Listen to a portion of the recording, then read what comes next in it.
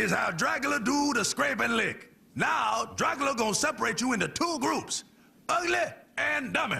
You ugly, you ugly, you ugly, you a dummy. You ugly, you a dummy, and you ugly. You in both. What purpose does this serve? Dracula didn't ask for no lip. Dracula trying to bring you an education. Now, dummies, stand over there and face that way. And uglies, stand over there facing that way. Now what? Dracula didn't tell you to look over here, dummy! So after years of purposely ignoring the existence of ONAs, I think I'm officially out of ideas to the point where I can't anymore. I've basically talked about every real anime that actually airs in Japan that I can make jokes about at this point. So, Castlevania.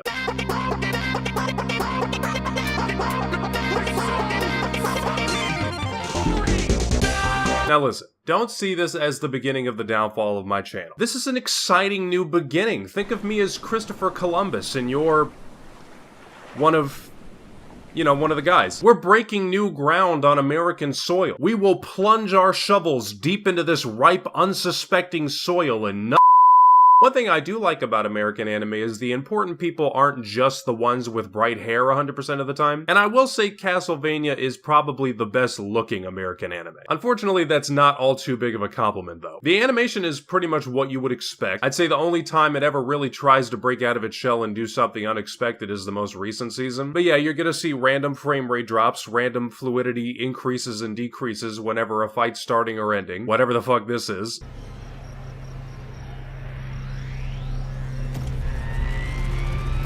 Also, as this is an American anime, I'm finally authorized to critique the voice acting.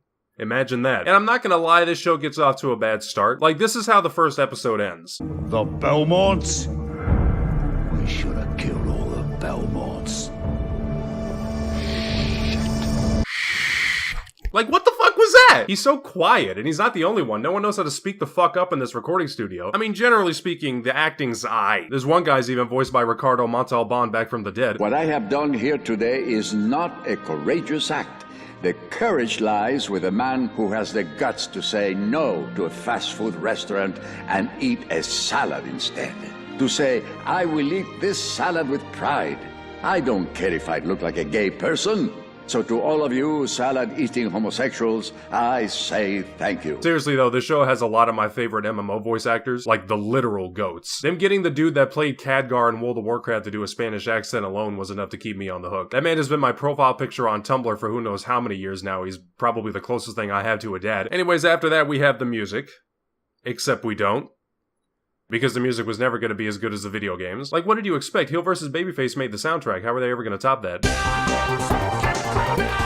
I would like to point out that I'm fully aware this anime is a comedy. It's pretty obvious, especially with moments like this. Where are the speakers? I've put them somewhere safe. I swear it just moved. You See, that was funny. That was some Family Guy cutaway gag type shit. But that was also an outlier if we're being honest here. The rest of this shit feels like a 13-year-old just figured out what all the curse words are and went goofy mode writing the dialogue, mainly since the protagonist is less posh than most of the other characters. Then you got the plot. Stop me if this is also in the video games, but for some reason they really wanted Dracula in this series to be smart. Like he's a legit scientist with a meth lab and a library and shit until his wife dies. And really the only thing that happens after that in season 1 is the characters falling down a bunch of random cracks in the ground. Fortunately, it's the same destructive floors from the Ring City DLC though, so they don't have to worry about falling damage. And you know, me and Miyazaki might not always see eye to eye on everything, but at least he contributed that much to this season. I can appreciate that. But yeah, then they find Alucard and head out to find Dracula. And speaking of the man himself, actually, Dracula is a very unenthusiastic villain. I mean, in season 1, he's just pissed. He sends a bunch of spooky kooks and babadooks out into the world and then that's it. At some point they had to add the minor detail that he can't keep making them without help though. But in season 2, he looks a little sleepy. They will suffer. The suffering doesn't really matter to me anymore, Isaac.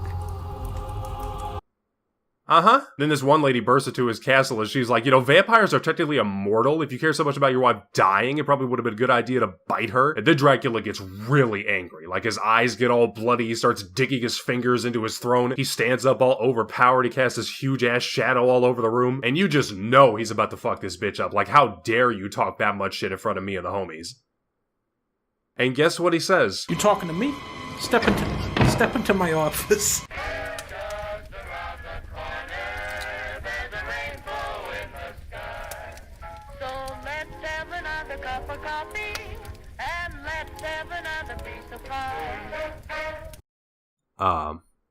You know, we're like a third done with this arc. If the villain could, I don't know, maybe kill someone, that'd probably be helpful in making sure I don't fall asleep or anything. This anime seems very adamant that you'll care about the individual goals and backstories of these generals Dracula has, and for the most part, I eventually did. There's just one problem, and I don't know if you've noticed this or not, but, they're Dracula's generals. Dracula.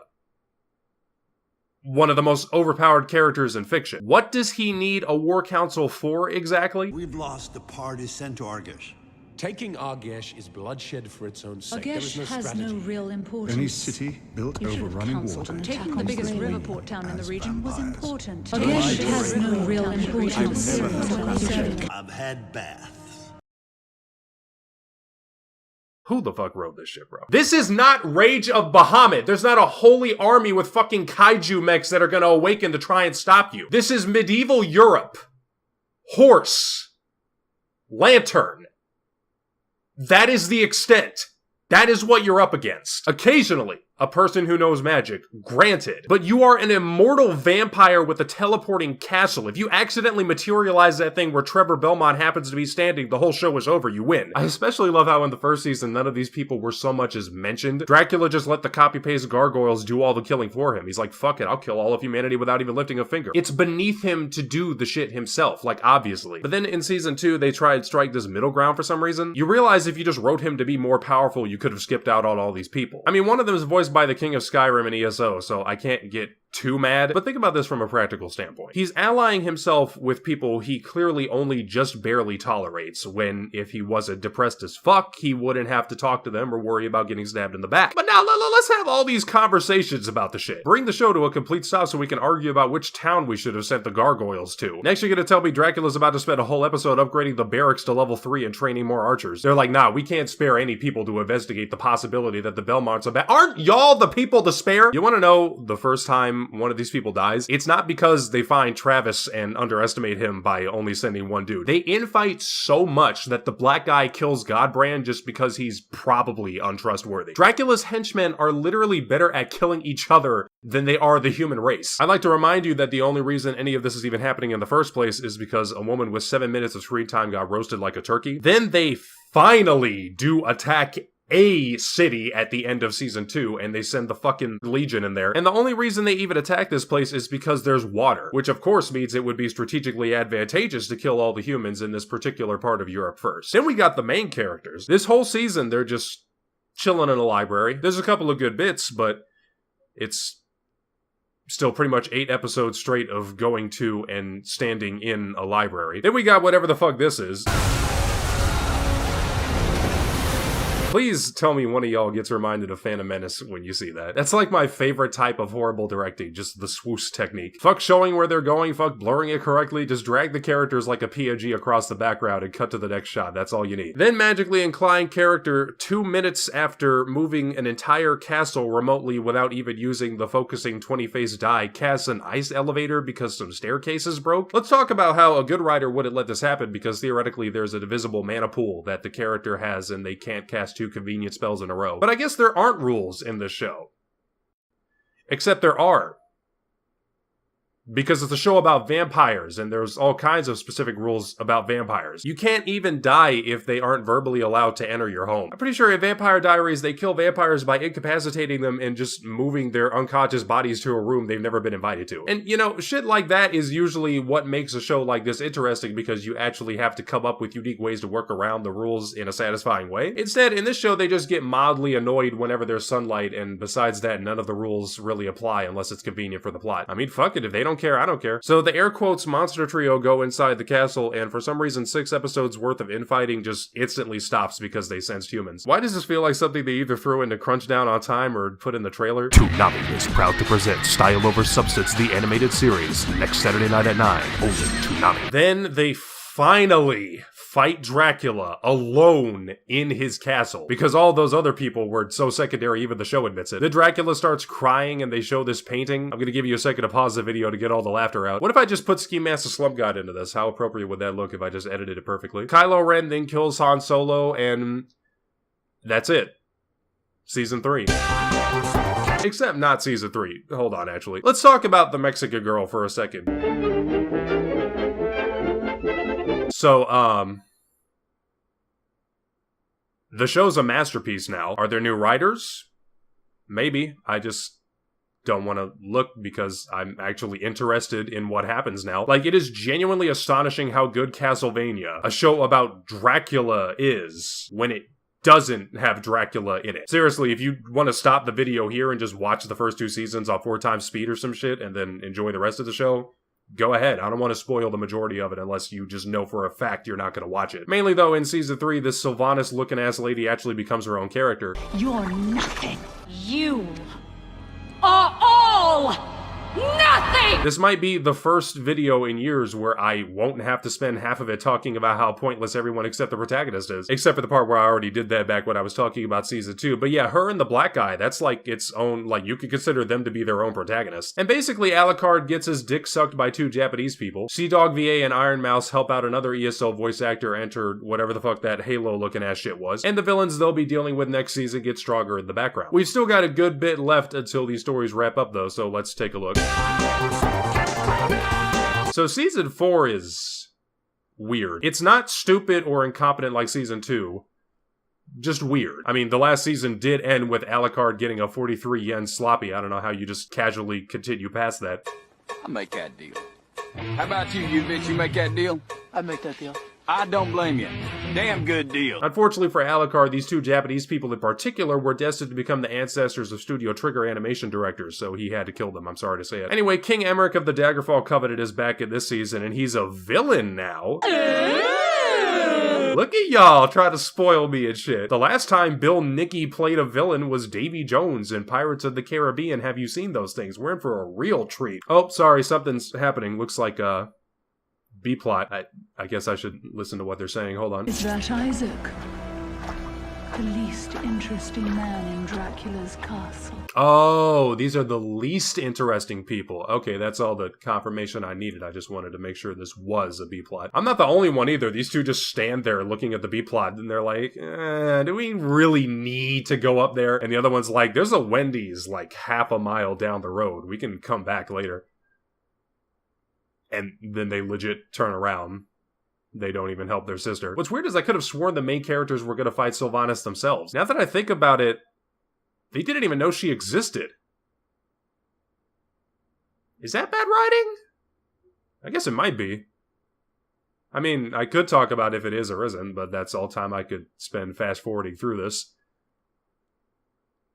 Yeah. So Tracy finds this cross on the ground and he's like, hey, this would be really good to fight vampires with. Then 30 minutes later, some vampires show up and he waits like way too long to use it. Like 10 people die in the time it takes for him to take it out of his pocket. Then he kills Death, and I'm not going to talk about this fight scene because literally everyone turned it into a meme to the point where even if you haven't seen the show, you've seen this fight. Yeah, Season 5. So this season is pretty funny. They got disco vampires now. They got this girl. Impossible rents and unpayable taxes. My mother hasn't paid her taxes for years now. Broke nigga alert. My mom hasn't paid her bloody taxes in 47 years because my mom knows how to turn water into soda. Take me back to when you could get a Tesco shower gel for just 40p. We didn't know how well we fucking at it. We've got to rise up against these rich bastards and show them what a real Tesco ham sandwich is. The good thing is if you put these in their lunch boxes, you can expect them to come straight back home the next night, and you can play this game for 3 or 4 days before the sandwich goes bad. I've done it. So the plot is it's the 1700s and there's still Belmonts and vampires, and the show follows this guy and his friends as he tries to do literally anything as significant as what Tri Dollar Sign did. Also racism, but it's not the 1800s yet, so it's further below the equator racism than what I'd like to see. Not that I'd like to see slavery. Let me start over. Black people Yeah, I'm gonna stop. There will be no spells cast on my plantation. You gotta think, man, if this show took place like 100 years later, that guy could have had a southern accent and that would have been the funniest scene of all time.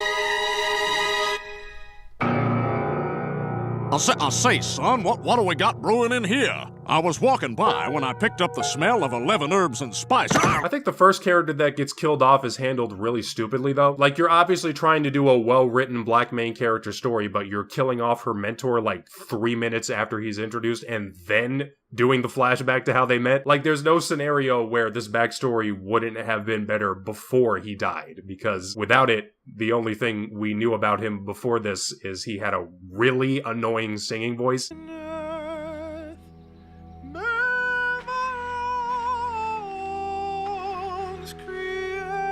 Weezy out of here. Don't make me bring up the Michiko and Hachin conversation again. This is the last place where y'all need to be dropping the ball. Like, this show is known for having an actually good, diverse cast as opposed to 99% of other shit America makes. Like, represent with your good foot first. Is that so much to ask? Maybe it has to do with the fact that this season is 8 episodes long and the last few were 10. But yeah, the whole way everything's structured is just wonky at best. Like, the new Belmont character barely even gets that much development before the other people start rolling their flashback.mp4. Say what you will about Tree Branch, but at least you knew from his first scene what he was about and what he liked. This kid just existed as Shadow until the last third of the season. I'd also argue that it's here where the actual plot of Nocturne starts. Terrible name, by the way. First off, the new Belmont meets his grandpa, and he basically says the whole Belmont shtick is stupid to begin with because evil is never going to stop existing no matter how strong vampire hunters get, which is nice to hear, honestly. It's like the writers sitting you down and just straight up saying, we can make as many seasons of this as we want. And by understanding this wisdom from the writers, by harnessing the power of a couple of white dudes in Texas, the Belmont kid goes Super Saiyan and becomes the Avatar and becomes the Luminary and becomes the Dragonborn and the Final Dreamer. And then he gets McDonald's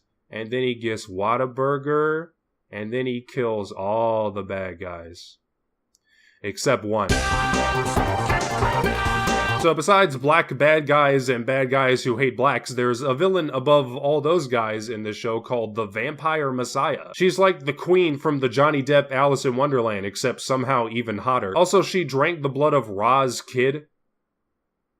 Like Ra, the dude from Smite with those weird sausage toes. She's Russian, though?